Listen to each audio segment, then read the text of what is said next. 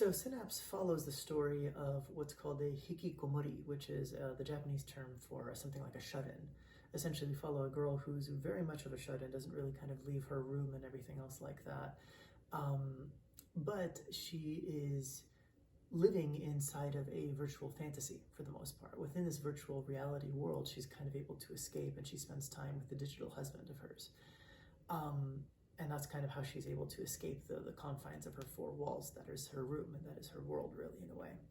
But the problem is that, this story takes place in a cyberpunk-like future where everything is very, very expensive, so she needs money to be able to pay for the subscription.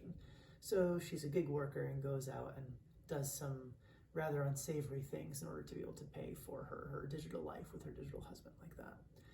And that's the idea behind Synapse, and funnily enough, it was actually inspired by my own time in Japan when I was there as a exchange student for a semester. That Japan is an amazing country, and Tokyo is an amazing city, but there's so many people there, weirdly enough, it can feel a little bit lonely sometimes, and that's what I felt when I was there for a semester.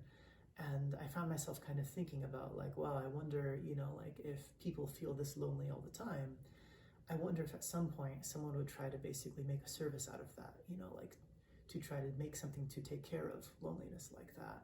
And then that kind of turned into the idea of a digital spouse or digital family like that. And that was kind of the initial seed that became Synapse.